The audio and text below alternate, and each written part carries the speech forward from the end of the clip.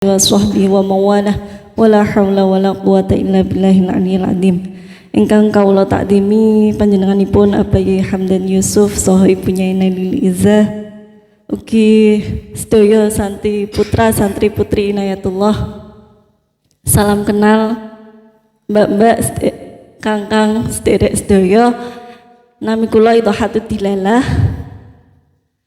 Biasanipun ten pondok seringnya dipanggil Dela.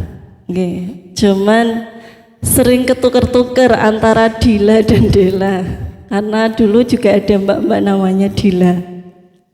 Cuman kalau di luar pondok memang dipanggilnya Dila. Kalau di pondok putri itu sukanya ngasih nama lain kalau ada yang kembar. Ngasih namanya juga sesuka yang ngasih. Untung nggak ada yang manggil Idlo gitu aja. Saya dulu masuk Inayatullah tahun 2014, masuk juga jadi mahasiswa baru di Universitas Gadjah Mada di prodi S1 Farmasi. S1 Farmasi. Ya, S1 Farmasi. Saat itu bangunannya belum semegah ini. Saya tinggalnya di Pondok Bambu. Ya, dulu. Pondok Bambu. Pintunya pun dari kayu. Apa namanya? Kalau sekarang masih ada Mbak Wiwin, ini saksi hidup saya. Mbak Wiwin masuk, nggak lama setelah itu saya juga masuk. Jadi seangkatan masuknya 2014. Masya Allah sekali masih istiqomah sampai sekarang. Masya Allah. Monggo Mbak Dila ini sudah tampil judulnya ini. Nih, mungkin bisa dijelaskan dulu Mbak ini gimana? Monggo. Ya, sebetulnya saya itu tidak termasuk bagian yang ikut di talk show, tapi tiba-tiba masuk di dalam rundown. Mohon maaf Mbak, ini buat ini ya, biar tidak terjadi kesalahpahaman.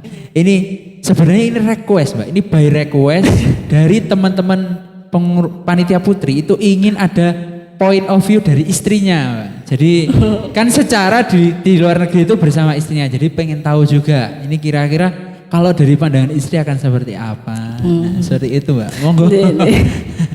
Jadi ini bukan permintaan, sebenarnya ini biar ada juga POV dari point of view dari istri. Memang kalau santri dan mahasiswa itu paling pinter kalau disuruh cari alasan ya. Oke lah.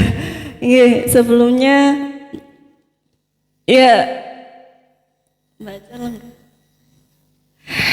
langsung saja. Ini kemarin bikinnya juga dadakan lewat Canva juga, bukan saya yang desain. Muslimah in Japan mendukung pasangan mengejar mimpi di negeri Sakura. Jadi kalau ada satu hadis Nabi yang bilang khairukum li ahlikum. Sebaik-baik kalian adalah yang paling baik terhadap keluarganya. Nah, karena saya sudah berkeluarga, maka yang menjadi prioritas hidup saya adalah sekarang keluarga. Ya, meskipun dengan segala keterbatasan saya. Ceritanya pun panjang sampai bisa saya menemani suami di Jepang. Saya teringat ketika sowan ke Umi 2021, saat itu baru punya bayi Aca. Sowan ke Umi, Abah nyuwun izin untuk putri alumni mengadakan pertemuan rutin berupa istighosah ditambah bonusnya arisan. Nah, saat itu Umi ngendiko tanglet suami kerja apa gitu. Terus saat itu ya intinya Umi pesen apapun pekerjaan suami, apapun yang dilakukan suami, apapun cita-cita suami itu sudah menjadi bagian dari cita-cita istri. Jadi apapun yang dilakukan suami selagi itu baik, mari kita dukung gitu. Jadi saya memegang pesan Umi itu saat 2021. Maka mimpi Suami saya saat itu adalah menjadi dosen UGM. Oke, kita antarkan sampai menjadi dosen UGM. Kita temani mulai dari tes PAPS, tes TOEFL. Saat itu tepuk tangan dulu untuk Mbak Dila ini. Mbak Dila sangat mendukung. Saya teringat ini ya kita itu nikah, saya itu posisi masih di pondok, belum kerja, tidak ada penghasilan, dan setelah itu menikah, suami juga baru pulang dari Jepang, kerjanya masih ikut profesornya. Jadi secara kehidupan ekonomi jangan dibayangkan sudah mapan, ya semuanya serba intinya dicukup-cukupkan ya, alhamdulillah. Dan untuk daftar, kalau mbak-mbak kang tahu, untuk daftar dosen UGM itu persyaratannya banyak, salah satunya tes TOEFL, tes PAP, dan itu biayanya juga lumayan kan. Saat itu saya merelakan menjual sebagian perhiasan saya untuk mendukung suami saya berkarir menjadi dosen UGM. Alhamdulillahnya adalah one shot goal, jadi cuman sekali daftar langsung lolos. Soalnya saya sendiri juga pernah daftar dosen UGM tapi tidak lolos. Beda cerita, beda nasib juga. Ini belum lolos saja, mungkin di kesempatan selanjutnya. Oh. Barangkali. Monggo, gimana? Nah itu ya kenapa ya, karena saya mencontoh apa yang dicontohkan Umi. Umi selalu menemani Abah, Umi mendukung semua yang dikerjakan Abah dalam proses dakwah, dalam proses berkarya Abah. Nah saya mencontoh Umi Nailil karena beliau juga yang memesankan itu. Lalu tidak lama setelah keterima dosen ternyata harus segera melanjutkan studi ke luar negeri. Padahal posisi saat itu saya baru punya anak bayi aja. Dan proses untuk akhirnya bisa sekolah di Jepang S3 itu harus persiapan 1 tahun sebelumnya. Jadi 2020 akhir proses pendaftaran dosen, 2021 keterima dosen. Maksudnya sudah resmi diterima sebagai dosen per 1 Januari. Nah 2022 sudah harus berangkat studi. Next. Nah persiapannya itu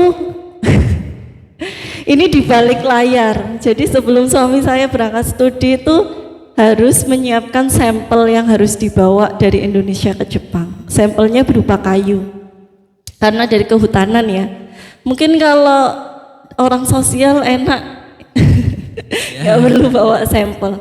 Nah ini saya dan Aja ikut ke hutan Wonogiri, nemenin ngambil sampel kayu, nebangin kayu.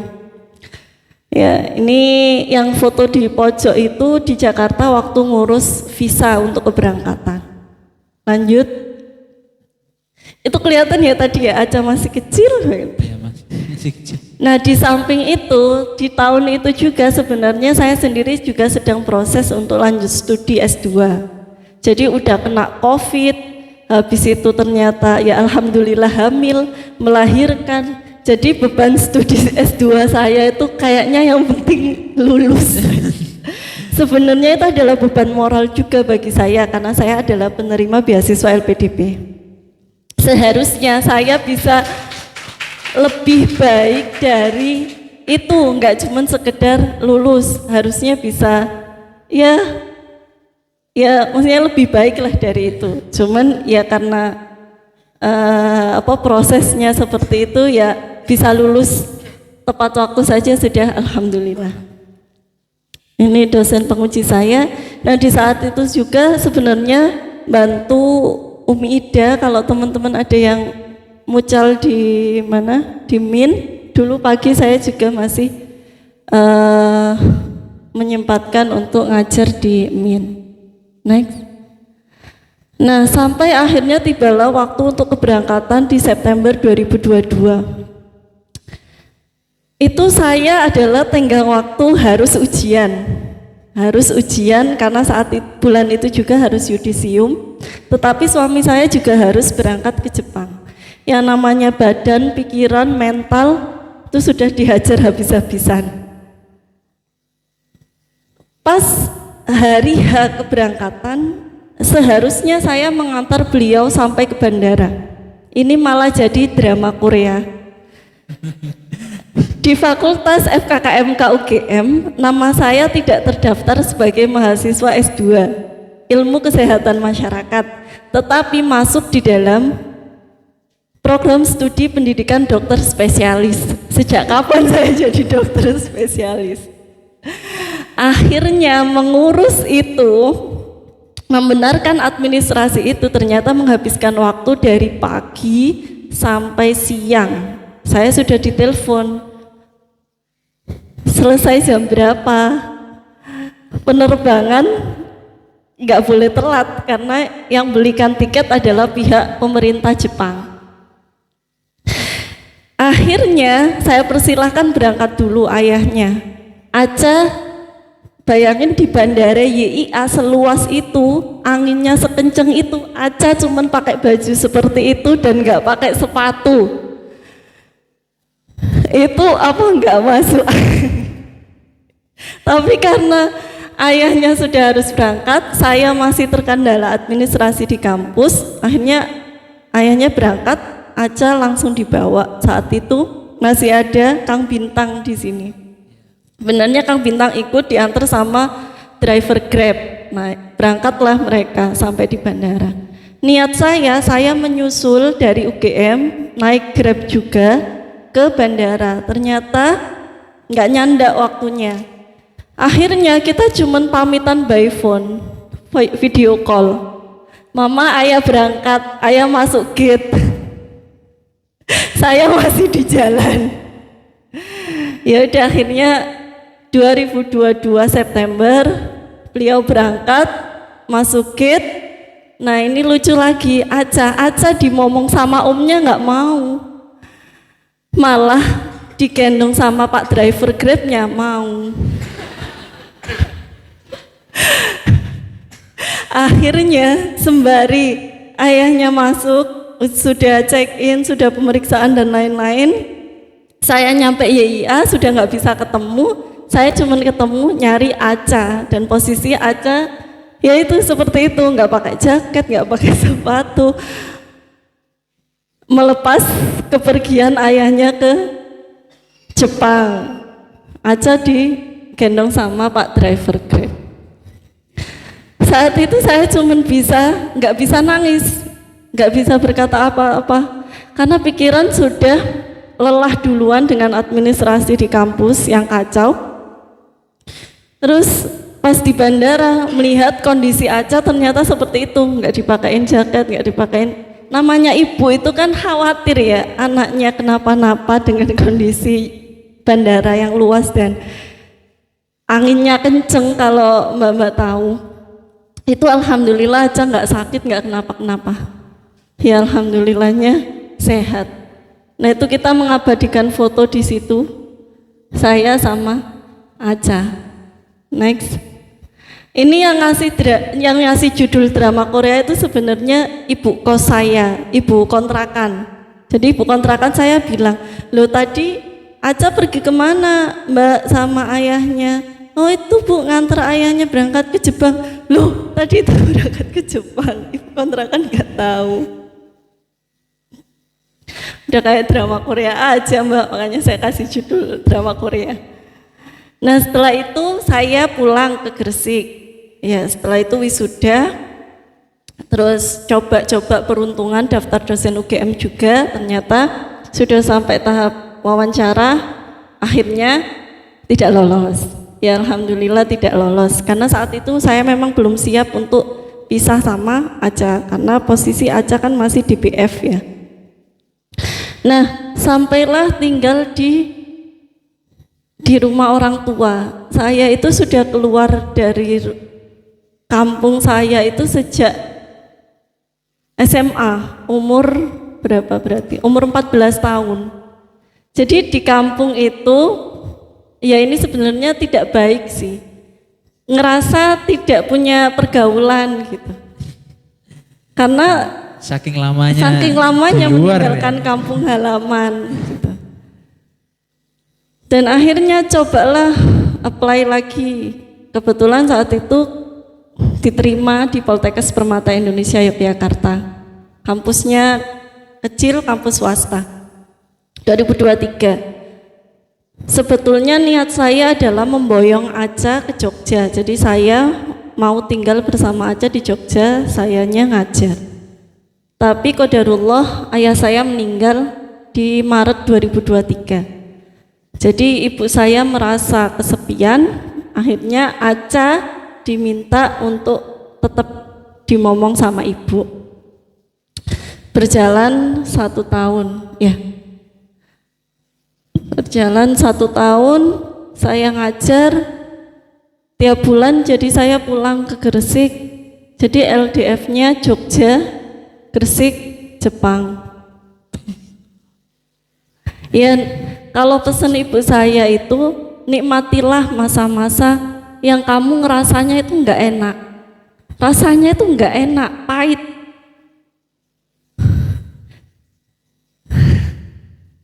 Mungkin ini Mbak, ini saya mau tanya dulu nih.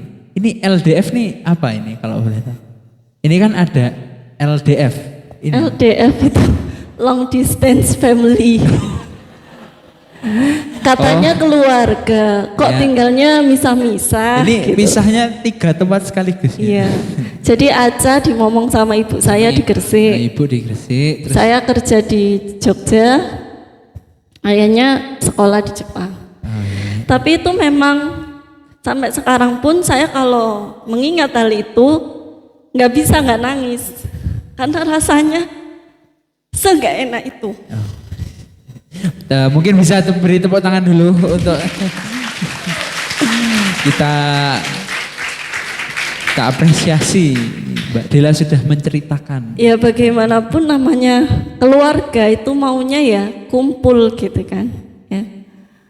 Susah senang kita lalui bersama.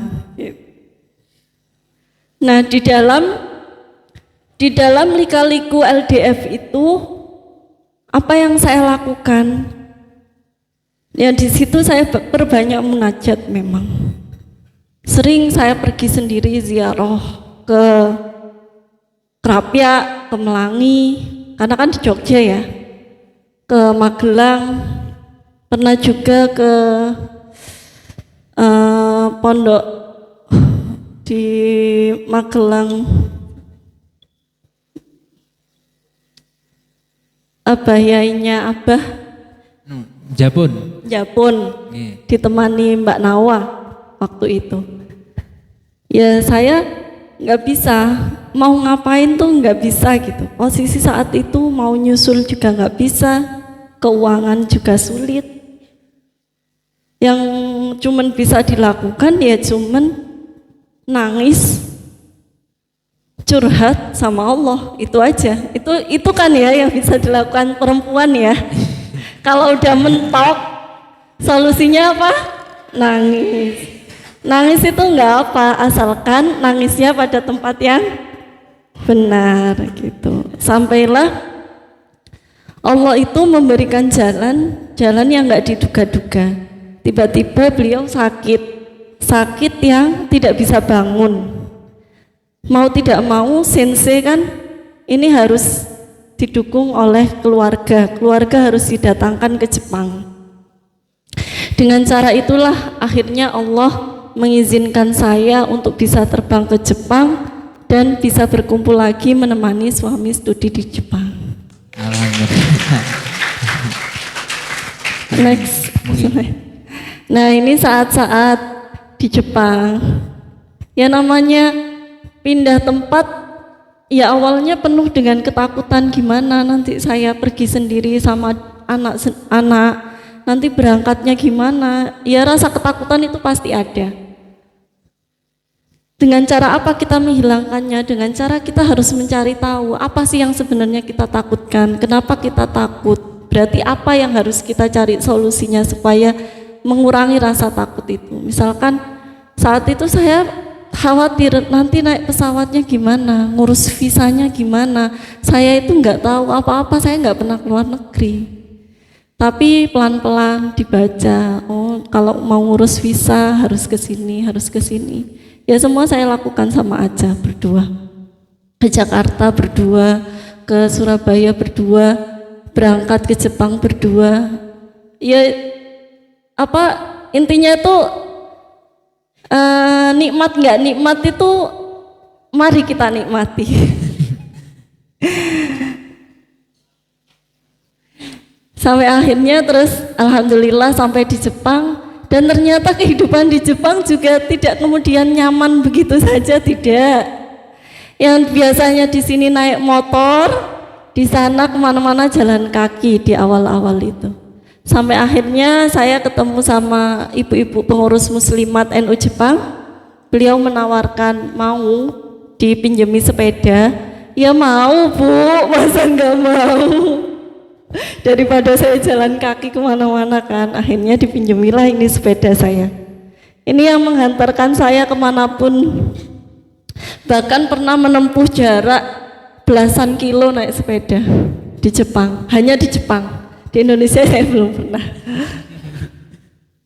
Dan memang kondisi di Jepang itu berbeda dengan di Indonesia secara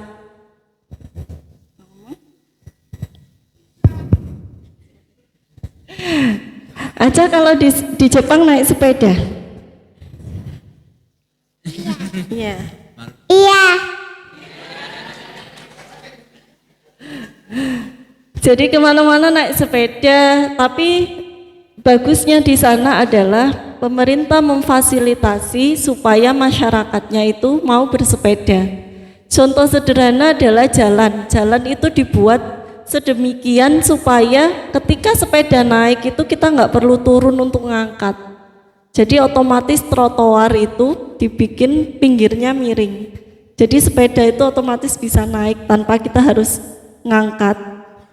Dan trotoar di sana nggak ditempati untuk pedagang kaki lima. Sangat tertib ya Mbak ya? Iya sangat tertib. Belum lagi mobil. Mobil itu kalau di jalan jalannya satu-satu. Ini mobil belakangnya ada sepeda motor satu ya di belakang mobil, nggak di sampingnya. Mobil di belakangnya juga nggak kesusu mau nyalip sepedanya, tunggu aja di belakangnya. Itulah bedanya di keteraturan di sana dan di sini.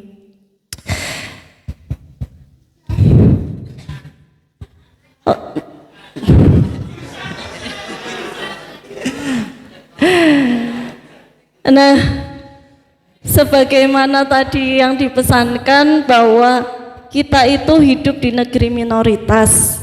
Kalau tidak ada yang mengingatkan, maka bisa-bisa kita terbawa arus. Di Jepang itu Kang, kalau mau yang enak-enak banyak, mau lost control bisa, nggak ada yang kontrol.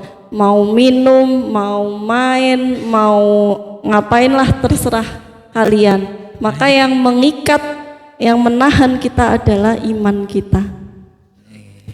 Maka dimanapun kita berada, kita sebagai santri yang dipegang adalah imannya. Iya serius. Mohon maaf ya ini. Yang namanya buku dewasa itu dijual secara bebas di supermarket, di minimarket. Ya kalau mau ya tinggal beli, tinggal ambil, tidak ada.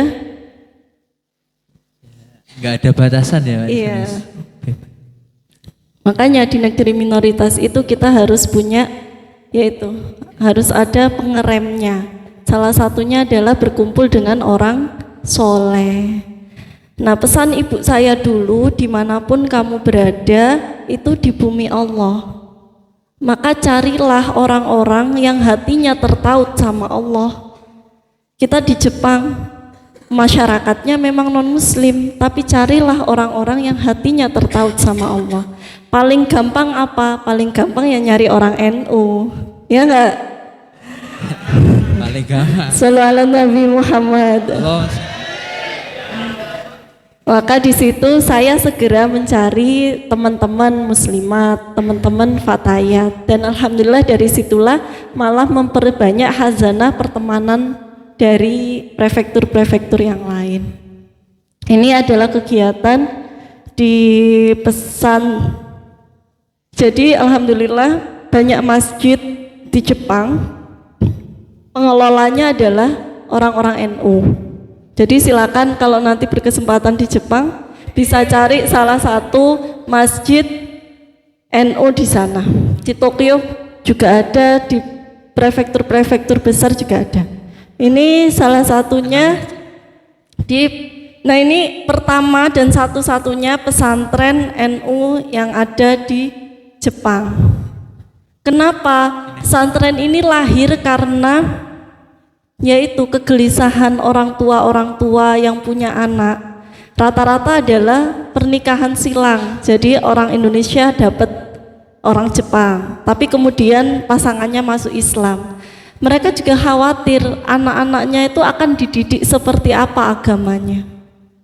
Nah, orang-orang yang seperti inilah yang kemudian memikirkan harus ada apa ya di Jepang.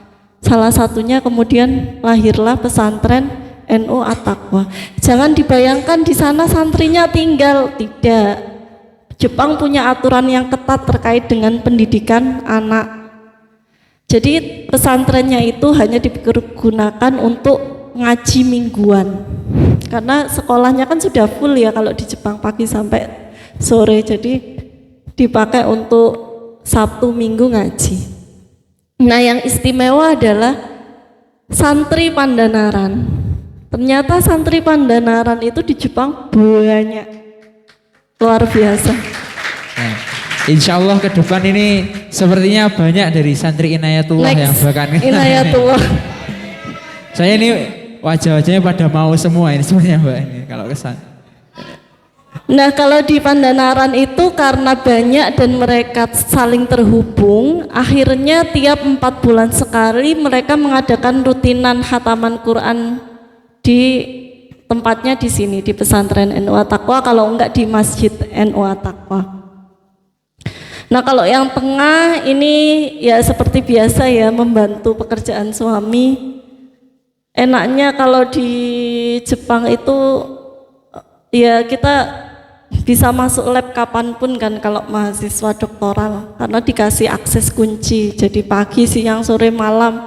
Aca pernah sampai dini hari masih di kampus bantuin ayahnya kerjain penelitian. Nah, yang sana itu untuk mengisi waktu, jadi cuman belajar hiragana aja.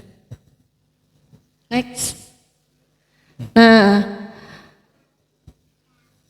karena ya saya merasa saya adalah seorang muslim, seorang mukmin, maka dimanapun saya berada harusnya, apalagi saya santri, harusnya saya bisa ada satu ilmu atau syiar yang saya sampaikan dimanapun saya berada, di Indonesia, di kampus, termasuk juga di Jepang. Cuman terkendala dengan bahasa. Saya nggak bisa bahasa Jepang. Kalau mau ngomong bahasa Inggris, orang Jepangnya nggak bisa bahasa Inggris semuanya maksudnya. Kecuali yang di lingkungan akademis ya pasti bisa bahasa Inggris. Kalau orang-orang tetangga atau yang lainnya itu jarang yang bisa bahasa Inggris. Untuk setiap harinya berarti seperti apa Mbak? Kegiatan kalau misal beli makanan itu menggunakan bahasa yang seperti apa? Nah, bahasa Inggris atau gimana?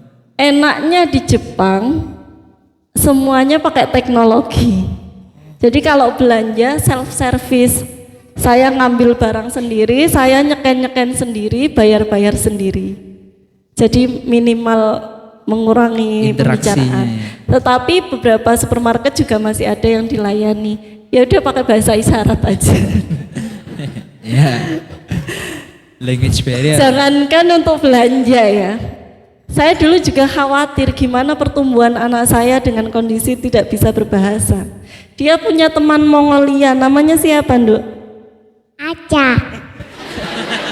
Itu namanya. Temannya Mbak Aca namanya siapa? Sarangko. Sarangko itu orang mana? Mongolia. Orang Mongolia. Mbak Aca kalau bermain sama sarangku gimana bermainnya? Ternyata anak kecil itu meskipun mereka nggak bisa berbicara, mereka secara otomatis menggunakan bahasa isyarat. Dan saya terkaget-kaget mereka bisa loh bermain peta umpet tanpa ngomong. Jadi Aca jawil-jawil, tunjuk-tunjuk, oh kamu sembunyi ya di bawah meja. Terus yang ini menghitungnya kadang pakai bahasa Inggris, kadang pakai bahasa Jepang gitu. Terus gantian. Ya udah semuanya dilakukan dengan senyum, tunjuk dan ayo. Dan itu nggak hanya cuman sama anak Mongolia, sama anak Jepang, sama anak, kebetulan tetangga kami ada anak Kenya dari Afrika. Jadi mohon maaf ini bukan body shaming. Kalau sama anak Mongolia, Aca terlihat gelap. Kalau sama anak Kenya, Aca terlihat terang. Itulah maha besar Allah. Ternyata makhluknya Allah itu seberagam itu. Jadi pesan saya kalau ada kesempatan ke luar negeri, jenengan harus ke luar negeri. Supaya apa? Supaya bisa mengenal makhluknya Allah yang lain. Amin. Ya. Semoga ya. Kita kan terbiasa lihat kulit sawo matang ya. Jangan-jangan nanti ketemu orang Nigeria, orang Kenya, orang Afrika, terus kita kaget. Astagfirullah.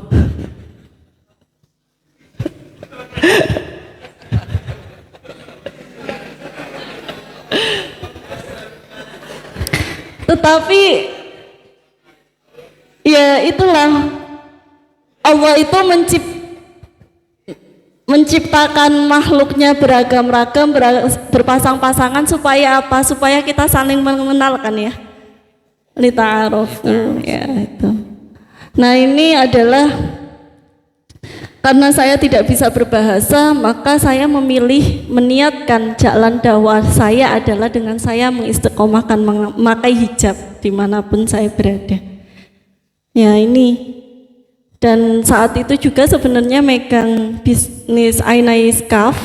Nah jadi hijabnya saya kirim ke Jepang. Terus ini pas kebetulan view-nya bagus jadi dibuat untuk konten-konten Instagramnya pas dulu masih dikelola sama alumni Putri.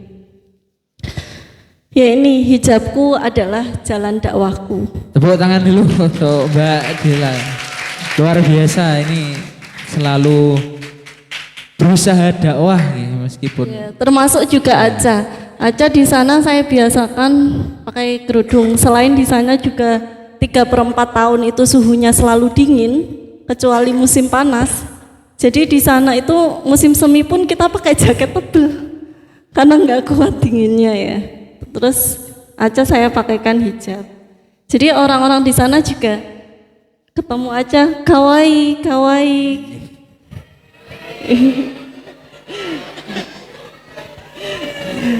Jadi ternyata orang Jepang itu mudah memuji.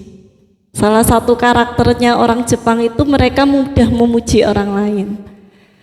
Dan selain mudah memuji, mereka itu tidak suka berkonflik dengan orang. Jadi kalau kita berada di sini, mereka mau jalan di belakang, mereka akan cari jalan yang lain. Karakternya orang Jepang itu. Next. Nah ini saat sholat Idul Fitri bersama dengan muslimah dari berbagai negara, ada Bangladesh, ada Afrika, ada Indonesia, Malaysia, India, Nepal ya. Saat itu juga ternyata sholatnya menggunakan madhab yang berbeda. Madhabnya pakai madhab Hanafi. Jadi kalau di Bangladesh itu ternyata mereka mengikut madhab Hanafi. Jadi kita sholatnya juga mengikuti madhab Hanafi. Nah yang bawah, beliau adalah orang Jepang yang menikah dengan orang Indonesia dan punya putra putri. Nah inilah yang tadi saya ceritakan. Orang tuanya itu punya kegelisahan bagaimana mendidik anaknya, mendidik agama anaknya di negeri minoritas. Karena kalau dibiarkan ya mereka tidak akan mengenal Tuhan, mereka tidak akan mengenal Allah. Maka kemudian jadilah pesantren NU At-Taqwa itu. Nah, ini pertemanan ibu-ibu lintas negara. Kalau tadi yang muslimah, kalau yang ini yang beda agama ya. Ini yang dari Mongolia, itu yang dari Kenya, yang bawah. Terlihat jelas ya perbedaannya. Next. Nah, apa sih tantangan di negeri Sakura itu selain mendukung suami? Saya juga karena ngomong anak ya, di negara minoritas, yang pasti pertama itu perbedaan kondisi alam. Jadi pertama kita datang itu musim dingin, ternyata kita nggak siap untuk menghadapi musim dingin. Aca itu sebadan, pecah kulit, gatal, bersisik, akhirnya dia garuk, berdarah. Ternyata sesepele dingin aja tanpa persiapan, yaitu jadinya anak jadi korban. Jadi kepala, rambut itu penuh sisik karena gatal, sebadan badan, termasuk saya juga. Jadi ada baiknya ketika mau pindah dari satu tempat, kita mempelajari kondisi dari suatu tempat baru itu. Terus yang kedua, waktu di sana sama di Indonesia itu beda sekali. Makanya dikit-dikit saya itu pasang alarm, dikit-dikit saya pasang pengingat waktu. Kenapa? Karena kalau musim dingin, waktu siang itu lebih pendek daripada waktu malam. Subuh jam 6 pagi baru sholat subuh. Subuh jam 6, ada yang relate? Enggak, tidak mungkin. Di sini soleh-solehah semua ya, Mbak? Kalau di sana soalnya baru kalau di sana fajar. Memang waktunya jam segitu. Baru fajar, itu jam 6 pagi, maghribnya jam 4 sore. Oh, jam 4 sore. Bayangkan itu waktu duhur ke asar itu cepet. Kita meleng sedikit bisa bablas. Berarti kalau puasa itu cepet, Mbak? Iya, kalau puasa musim dingin enak, cepet. Cepet ya. Nah, berkebalikan dengan musim panas, waktu siangnya itu lebih panjang daripada waktu malam. Jadi subuhnya jam 2:30 pagi, isyaknya jam 9 malam. Jadi itu bagi saya sendiri, saya merasakan karena saya itu tanpa persiapan berangkat ke Jepang. Akhirnya tubuh itu merasa seperti kejar-kejaran waktu. Setiap waktu saya ngecek jam, takut apa? Takut sholatnya kelewat. Tepuk tangan dulu untuk Mbak Dela dan ini mungkin bisa jadi pengingat dulu ya Mbak Dela untuk teman-teman kalau ke Jepang jangan cuma ngelihat enaknya aja, sholatnya harus diopeni teman-teman. Iya betul. Waktunya saya beda memang banget. Betul Mas, karena kalau kita nggak benar-benar memegang itu dan kita tidak perhatian dengan waktunya, dijamin sholat itu bablas. Karena nggak kerasa kita beraktivitas, belanja aja, karena belanja kita harus nyepeda, perjalanannya berapa menit. Sedangkan misalkan duhur ke asar cuma 1,5 jam, bisa bablas kalau nggak perhatian benar-benar. Maka dari itu, ya itu sering saya pasang alarm, kebetulan pasang NU online supaya ketika adzan tuh kita bisa tahu, bisa niteni waktu sholatnya. Karena bisa jadi ini tuh masih jam 5 sore tapi sudah gelap kalau musim dingin. Tapi ini sudah jam 7 malam tapi masih terang benderang kalau musim panas. Jadi seperti itu, alam waktunya berbeda. Nah itulah juga ternyata yang membuat orang Jepang itu bisa sedisiplin itu. Karena mereka berpacu dengan waktu dan berpacu dengan alamnya. Seperti yang dibilang tadi, mereka kalau musimnya ganti, outfitnya ganti. Mulai dari atas sampai bawah ganti. Mall-mall yang dijual produknya juga ganti. Seperti itu. Termasuk juga kalau di Indonesia, kenapa orang-orang itu dengan mudahnya nongkrong? Kenapa orang-orang itu mudahnya main ke tetangga. Karena cuacanya relatif sama, gini-gini aja. Sehingga orang Indonesia itu tidak terlalu peka dengan perubahan alamnya. Sedangkan kalau di Jepang, karena seringnya dingin, mereka cenderung lebih memilih di dalam rumah. Daripada keluar harus pakai jaket, pakai mantel, pakai sepatu boot, kan nggak enak ya, udah susah duluan. Itulah bedanya.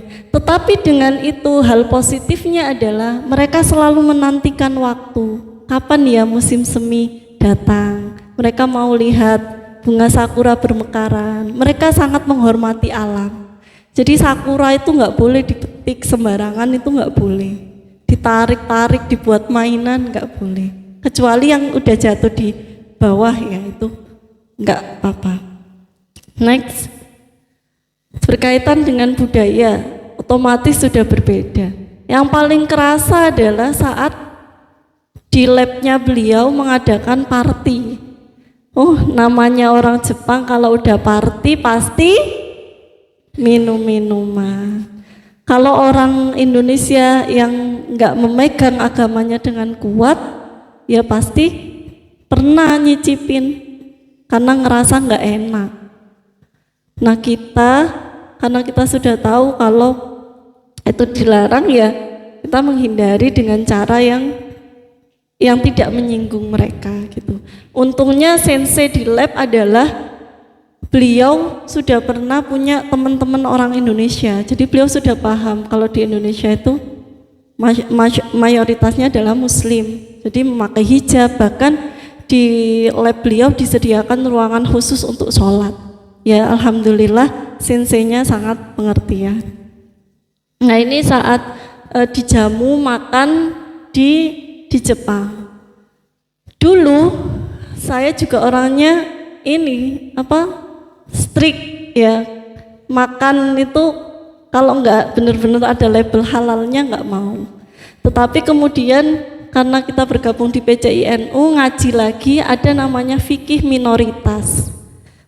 Monggo nanti di searching fikih minoritas. Jadi teman-teman misalkan di luar negeri dengan kondisi terbatas, itu bisa nggak pakai fikih secara umum, tapi pakainya fikih minoritas. Gitu. Termasuk memakan sajian hidangan yang dihidangkan orang Jepang, ya kita kan nggak tahu ya. Tetapi untuk menghormati mereka, selagi itu tidak terlihat dengan jelas itu adalah babi atau yang haram dengan jelas seperti homer, ya kita makan. Next, terkait makanan halal. Alhamdulillah di Jepang sekarang sudah banyak produk-produk halal yang beredar. Misalkan yang strict maunya makan yang ada label halalnya, ya bisa tinggal ke toko Gyomusupa misalkan. Tetapi ya itu jarak tempuhnya mungkin lebih jauh. Terus ada juga restoran Indonesia. Restoran Indonesia biasanya memasang label halal. Tapi jangan dikira yang dijual di situ semuanya halal, tidak. Homer ada, bintang juga ada. Tahu bintang ya? Bukan adiknya ya. Bintang yang itu iya, ya. bintang yang itu juga ada. Yang merek-merek lain juga ada. Tinggal orangnya gimana. Jadi ya banyak orang pekerja-pekerja Indonesia udah nyampe Jepang terus lali semuanya. Sholat enggak, minum iya, main iya. Maka pengingat kita adalah iman kita. Next. Terakhir bahasa tadi. Ya, seperti yang saya bilang. Ya ternyata kita tuh bisa hidup dengan orang secara terbatas dengan menggunakan bahasa isyarat itu. Pernah ada satu cerita lucu, Aca itu dapat pemeriksaan gratis dari pemerintah Jepang saat usia 3 tahun. Jadi semua anak yang tinggal di Jepang kalau usianya 3 tahun itu mendapatkan pemeriksaan gratis secara menyeluruh. Dari giginya, matanya, gigi Aca bolong di Jepang diperhatikan. Di sini nggak ada yang merhatiin. Ya semoga kita bisa berbenah ya pemerintah kita. Bahkan kita yang warga asing, alhamdulillah tiap bulan itu Aca dapat tunjangan anak dari pemerintah Jepang. Kita siapa loh, kita ini orang asing, numpang hidup di Jepang, masih dikasih tunjangan. Seperhatian itu ya. Untuk Jadi mereka benar-benar memanfaatkan pajak yang diambil dari rakyatnya, dikelola lagi, dikembalikan untuk rakyatnya. Ya kita doakan semoga pemerintah kita juga berbenah bisa seperti itu. Nah saat pemeriksaan itu ternyata karena populasi di sana itu semakin tahun semakin menurun, jadi jumlah orang tuanya lebih banyak. Kader-kader posyandunya itu mbah-mbah, simbah-simbah. Simbah-simbah kan nggak bisa ya ngomong bahasa Inggris. Akhirnya simbah-simbahnya ngomonglah ke mahasiswa yang mengantar kami pakai bahasa Jepang. Saya nggak bisa bahasa Jepang, mahasiswanya menerjemahkan ke saya pakai bahasa Inggris. Aca nggak bisa bahasa Inggris, saya menerjemahkan ke Aca pakai bahasa Indonesia. Jadi sekali waktu 3 bahasa berlangsung di situ untuk pemeriksaan kesehatan aja. Next, yang terakhir ya ini pengasuhan anak. Ya itu tadi kegelisahan kita kalau di negeri minoritas yang dilihat kan ya seperti itu. Terus motivasi untuk ngaji, untuk belajar yang lain-lain itu juga kurang, sehingga salah satu caranya adalah mencari komunitas itu. Komunitas orang Indonesia, komunitas muslimat, komunitas masjid, ya seperti itu yang bisa kita lakukan untuk mensupport kehidupan kita. Selain fokus utama ya tetap mendukung proses perkeluaran suami sampai berakhir gitu. Sekian dari saya. Oke, tepuk tangan dulu untuk materi yang sudah disampaikan oleh Mbak Dila. Tentu dari pandangan istri itu sangat berbeda ya dengan tadi yang Kang Indra yang benar-benar menjalani kuliah, dan juga mungkin dari Mbak Dela yang kemungkinan pas di sana fokus ini ya mendampingi Aca buat belajar gitu seperti itu ya. Iya. Full. Untuk berarti setiap kesehariannya full itu. Tangga. Berarti kalau studi semuanya di Indonesia nih. Oh ya mungkin seperti itu. Sekali lagi beri aplaus dulu untuk Mbak Dela dan Kang Indra. Alhamdulillah tadi sudah banyak sekali yang disampaikan dari POV Mbak Dela ya. Monggo ini kita buka pertanyaan dulu. Untuk kali ini penanyanya 2 putri dan 1 putra. Monggo silakan yang mau bertanya. Khususnya terkait ini ya yang disampaikan Mbak Dela. Atau mungkin secara umum juga enggak masalah. Monggo kalau ada yang mau bertanya. Kang Syifa, Mbak yang itu kacamata tadi udah angkat tangan. Sama Mbak yang belakang. Jenengan nggih? Besok lagi. Monggo, mau siapa dulu yang bertanya untuk mungkin mbaknya dulu yang tadi sudah angkat tangan bisa ini dulu. Monggo bisa memperkenalkan diri terlebih dahulu. Monggo, silakan. Assalamualaikum warahmatullahi wabarakatuh. Waalaikumsalam warahmatullahi wabarakatuh. Perkenalkan nama saya Rina. Saya ada pertanyaan untuk Bapak Mas Hendra, 1 pertanyaan untuk Bapak Mas Hendra sama 1 pertanyaan untuk Mbak Dila. Untuk Bapak Mas Hendra dulu, ini kan Bapak lanjut studi di Jepang. Kita tahu bahwa Jepang itu merupakan negara yang teknologinya itu sangat meningkat sangat pesat gitu. Jadi apa tantangan terbesar dalam belajar di Jepang, terutama di Jepang yang merupakan negara yang sudah maju dan lingkungan akademik dan sosial yang sangat kompetitif dan asing dibandingkan dengan Indonesia. Terus 1 pertanyaan untuk Mbak Dila.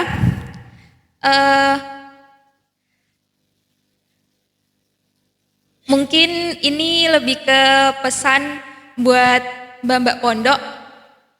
Ya terutama kita yang masih muda-muda terkait perempuan, gimana cara Mbak memantapkan diri untuk menjaga komunikasi dalam keluarga, di mana dalam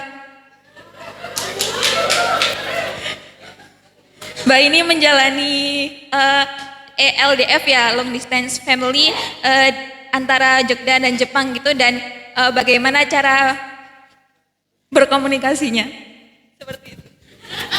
Baik, ini ada 2 pertanyaan dari Mbak Rina ya. Monggo dari Tra. Silakan. Kang Sidik, tolong Kang Sidik. Silakan bisa berdiri, Kang Syifa. Assalamualaikum warahmatullahi wabarakatuh. Waalaikumsalam warahmatullahi wabarakatuh. Ini sebelumnya ini pertanyaan singkat dan ini permintaan teman-teman sebenarnya. Apakah boleh saya bertanya dalam bahasa Jepang terus nanti juga dengan bahasa Jepang? Bentar. Kang Indra, pripun ini mau bertanya dalam bahasa Jepang? Kalau bisa nanti saya jawab, silakan. Kalau bisa nanti dijawab, monggo silakan. Siap. Ya. Sebenarnya perkenalkan, nama saya Muhammad Syifa Rahman. Saya masih menjadi santri dan berstudi di UGM. Kebetulan saya juga sedang belajar bahasa Jepang juga. Berikut adalah pertanyaan saya. 日本で勉強を続けたいあるいはインドネシアのために働きたいと考えている友人たちに何かメッセージはありますか? Tepuk tangan dulu. Demikian dari saya. Assalamualaikum warahmatullahi wabarakatuh. Sebentar. Kang Indra ini mohon maaf, saya nggak bisa nge-notes ya ini. Untuk yang ini nggak bisa saya nulis ya. Jadi untuk ini nanti Kang Indra sendiri ya yang nge-notes buat pertanyaannya. Apakah sudah jelas tadi? Udah menangkap. Kang Indranya Sudah jelas. Moderatornya yang enggak. Terima kasih. Oke, terima kasih Kang Syifa. Pokoknya iya gitu aja. Monggo dari mbak-mbak belakang tadi bisa berdiri dulu. Perkenalan dulu Mbak, monggo silakan. Oke, mungkin sebelumnya perkenalkan, nama saya Alfi, temannya Arin. Oh ya. Tadi. Ya, monggo silakan Mbak. Mungkin lanjut ke pertanyaannya. Melihat sebelumnya ini Mbak Della kan sudah pernah menempuh S2 di UGM dan juga pernah menemani suami selama masa studi di Jepang. Nah, kalau melihat tantangan-tantangan yang ada, menurut Mbak apakah oke kalau seorang perempuan itu sendirian melanjutkan studi S2 ke luar negeri? Dan meskipun mungkin nanti di sana ketemu teman-teman banyak, tetapi kan mungkin saya sendiri tuh nggak kenal teman yang kuliah di luar negeri dan paling hanya melihat di sosial media kayak selebgram gitu. Nah, soalnya sejauh ini ya mungkin itu pertanyaannya. Terus kemudian menurut Mbak apakah lebih baik melanjutkan S2 di luar negeri saja untuk seorang perempuan tadi, apakah lebih baik melanjutkan studi di luar negeri ataukah lebih baik di Indonesia saja? Dan satu pertanyaan lagi, kira-kira kalau mau S2 itu langsung saja setelah lulus langsung S2 atau bekerja dulu gitu kalau sebagai perempuan gitu. Terima kasih. Ini banyak ya, ada 3 poin ya ini. Ya. Oke. Monggo kita kembali lagi ke pertanyaan dari Mbak Rina ya. Tadi memperkenalkan diri dengan Rina. Oh ya, maaf. Arina. Oke. Maaf, Arina. Tadi pertanyaan yang pertama, intinya di Jepang itu kan negara maju, Mas. Udah sangat maju terutama di bidang teknologi. Terus ini kira-kira bagaimana Mas menyikapi tantangan baik secara akademik maupun sosial, melihat di sana itu sangat kompetitif gitu Mas, terkait kondisi akademik dan sosialnya, terutama di dalam menyelesaikan studi ya ini pastinya. Ya, Baik, terima kasih atas pertanyaannya. Memang terkenal dengan teknologi dan juga menjaga akan orisinilitas kebudayaan ya. Jadi tidak melulu misalkan ke barat-baratan ya. Buktinya ya mungkin bahasa Jepang diutamakan daripada bahasa Inggris asing. Terkait dengan hal itu, ya tadi mungkin memang saya hampir 6 tahun di sana, tetapi untuk belajar bahasa Jepang tidak begitu ya. Tapi sedikit-sedikit untuk dipahami. Karena ketika di diskusi akademisi pun mereka menggunakan bahasa Jepang walaupun ada kita. Gimana itu Mas? Iya, walaupun ada kita. Terus walaupun mereka ngomong bahasa Inggris, tetap aja keluar bahasa Jepangnya.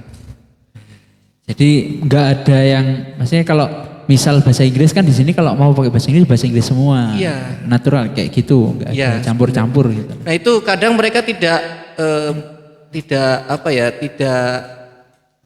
Ya mungkin Ya, karena tiba-tiba mereka keluar saja. ya, tiba-tiba udah auto gitu. mereka lupa bahwa kita ini orang Indonesia gitu. Oh, Nah iya. itu ya sedikit-sedikit belajar bahasa Jepang, kemudian dengan teknologi ya kita mengikuti ya.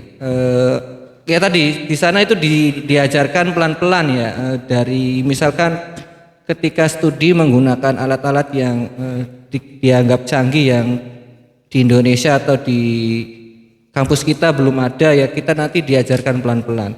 Tapi semuanya itu nanti dilakukan kita sendiri.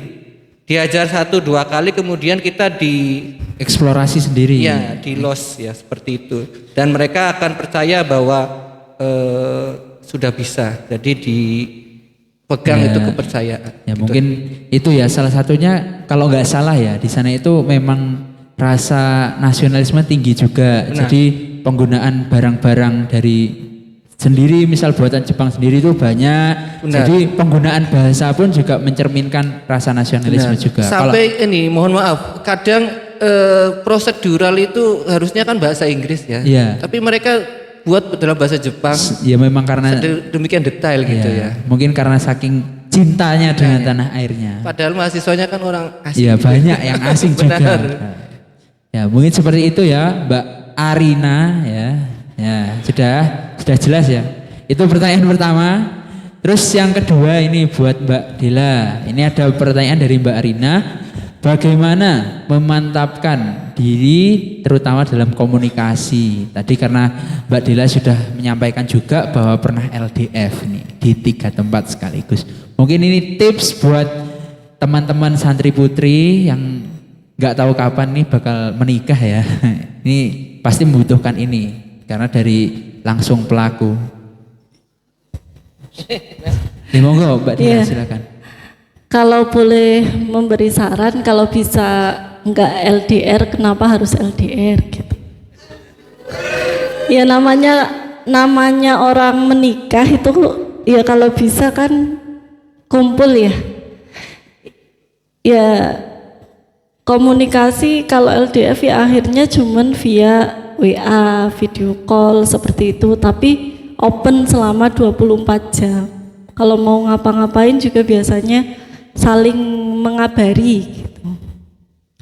Nah, kekurangannya komunikasi semacam itu adalah kita nggak bisa lihat ekspresi pasangan kita. Dia bilang iya, tapi mukanya seperti apa? Iya gini atau iya yang iya gini. Kita kan nggak bisa kan. Nah, pasangan itu kan harus tahu karakter pasangannya seperti apa, saat-saat apa dia nggak bisa diajak berdiskusi, saat-saat apa dia enak diajak diskusi. Nah kalau LDF kekurangannya itu, tapi kalau komunikasi ya alhamdulillah sekarang sudah ada teknologi banyak, Zoom oke, video call oke, WhatsApp, chat setiap waktu, itu aja sih. Iya mungkin seperti itu ya Mbak Rina. Ya intinya 24 jam kalau memang bisa ya perlu berkomunikasi 24 jam. Dan kalau bisa, kalau memang mungkin kan nggak usah LDR. Niku tips dari Mbak Dela. Mungkin menuju pertanyaan kedua yang sepenuhnya saya serahkan ke Kang Endra, mohon maaf. Saya nggak tahu ini maksudnya apa. Monggo bisa yang pertama ditranslatekan dulu. Kira-kira ini soalnya apa? Pertanyaannya apa? Terus mungkin bisa dijawab nanti seperti apa. Atau mungkin mau dijawab Jepang Gini langsung ya, dulu enggak? nanti kalau saya salah dikoreksi, Kang siapa tadi, Shiva. Kang Shiva.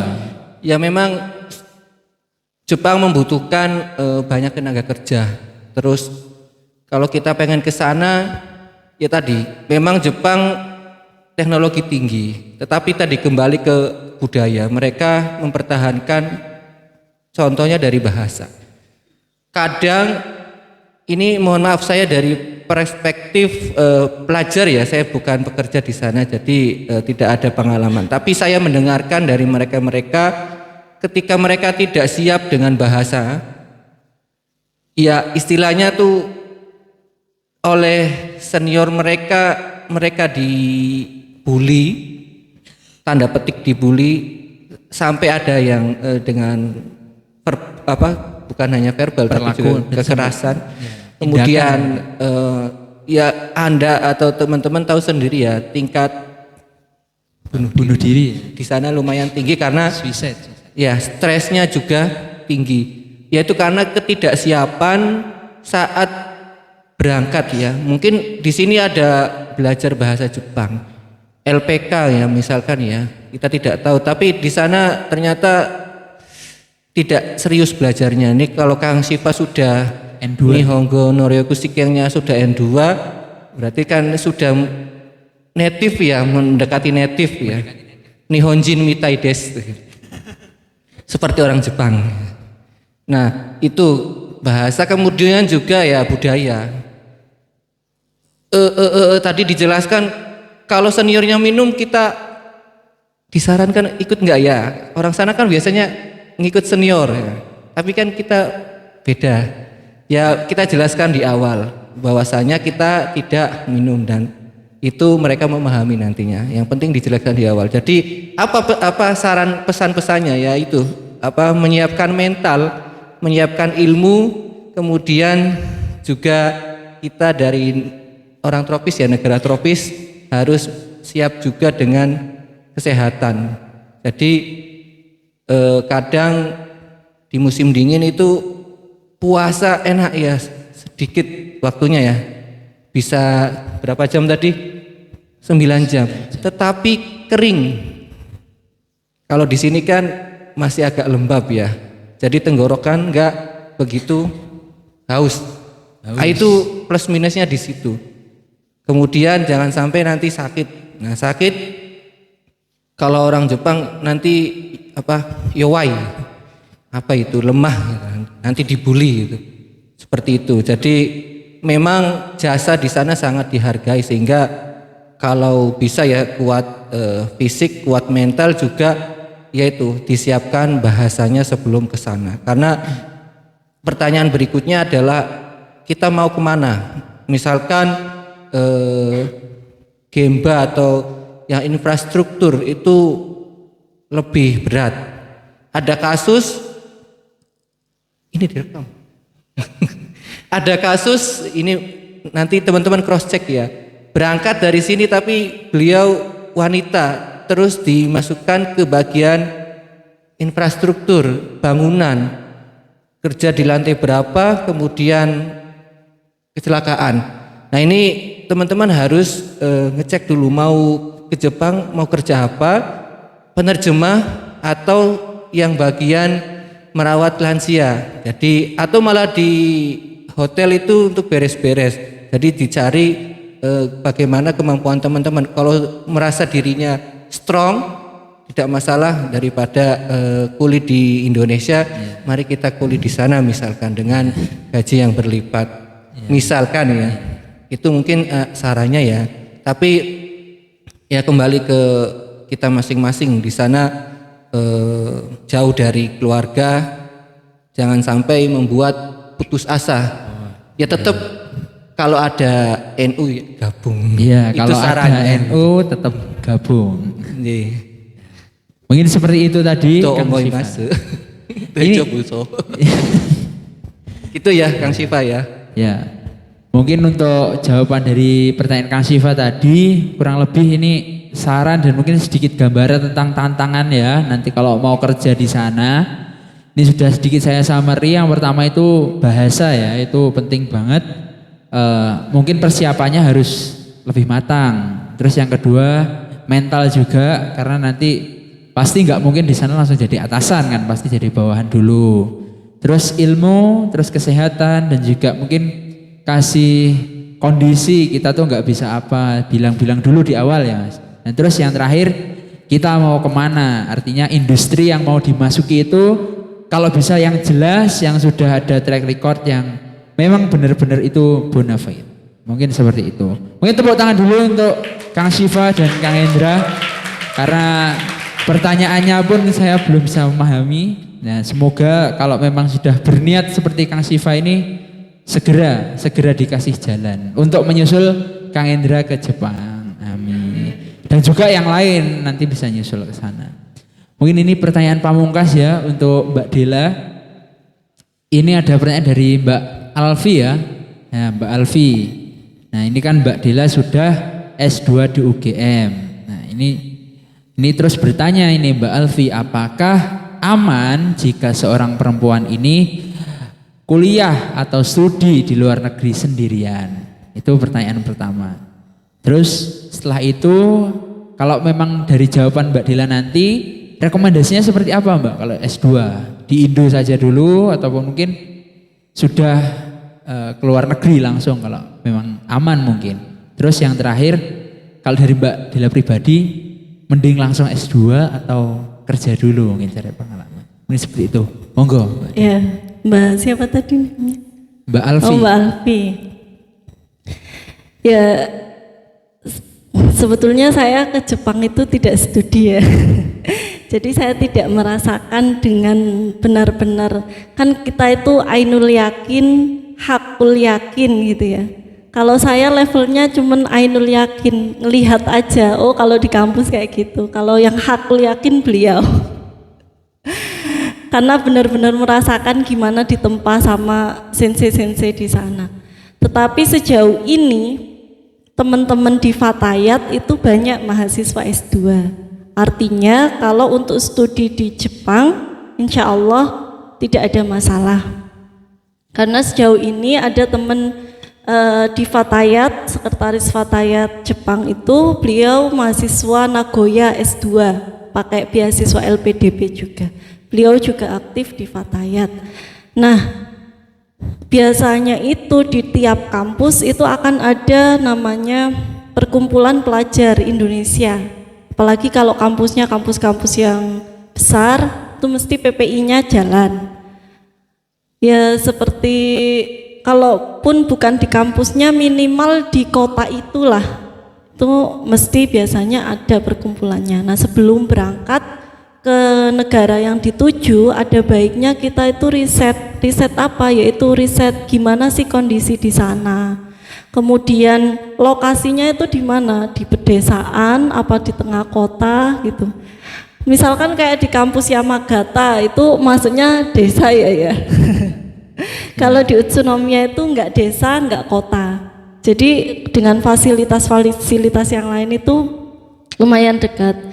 Terus ya itu tadi persiapannya dengan cara menghubungi orang-orang yang sudah ada di sana, minta saran, apa sih yang harus saya persiapkan, apa yang harus saya bawa dari Indonesia, apa yang tidak perlu saya bawa dari Indonesia, bisa beli di sana misalkan, itu seperti itu, sesederhana itu.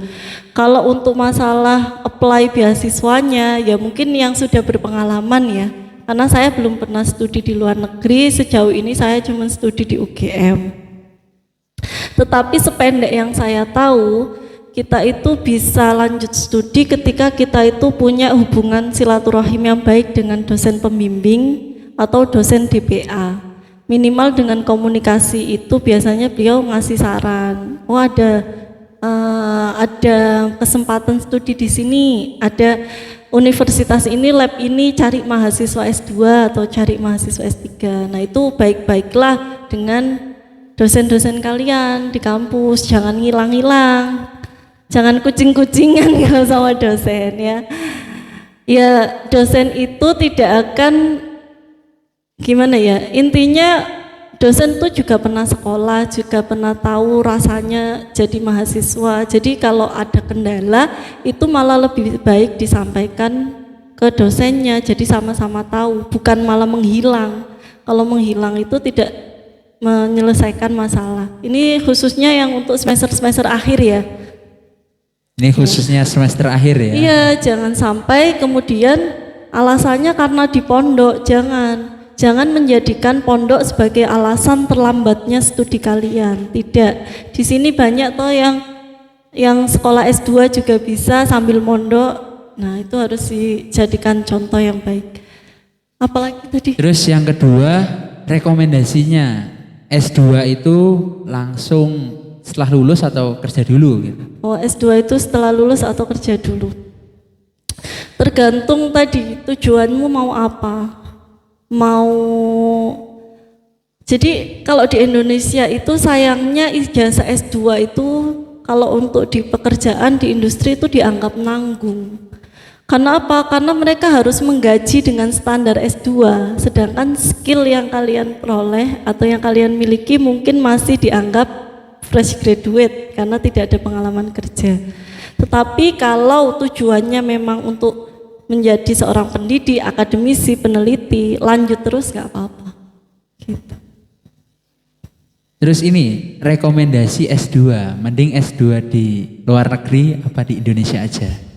Ini. Kalau mending di mana ya kita lihat kemampuan kita, seberapa jauh bahasa kita, seberapa jauh kita menguasai bahasa asing.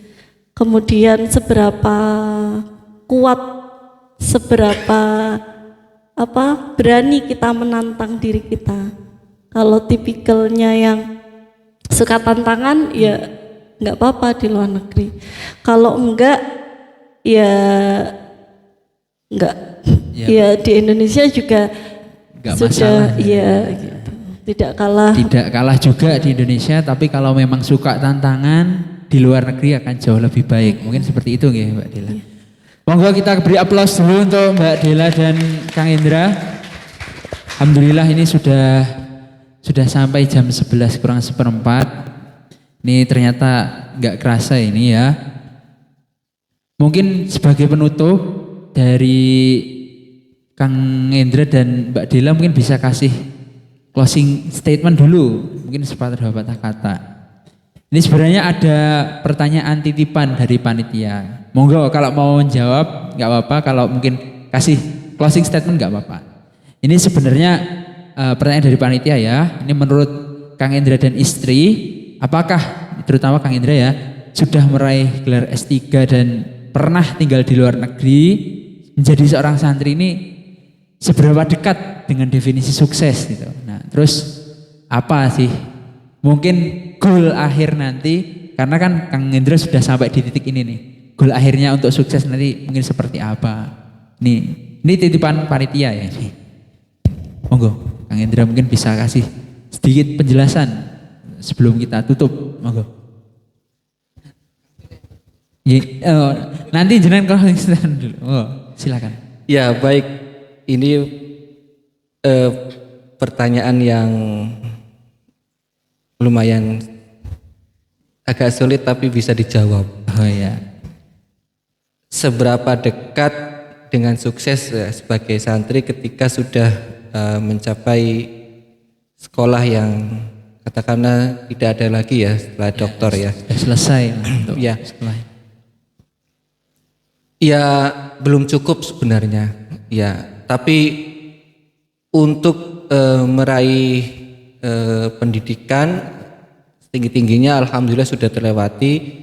Ya berikutnya karena saya sebagai salah satu pendidik ya atau dosen ya, sehingga karir dosen itu bukan hanya sampai doktor saja. Nah doktor itu sekarang mungkin ada perubahan terbaru ya dari kementerian, tapi salah satunya itu untuk mencapai gelar akademik ya, GB ya, atau profesor itu salah satunya dari S3 itu. Ya seberapa kuat nanti saya bertahan untuk meraih itu ya. Tapi pintu pertama lampu hijau sudah ada. Sudah ada. Berarti arahnya ke sana. Arahnya ke sana sebagai seorang dosen ya, pendidik.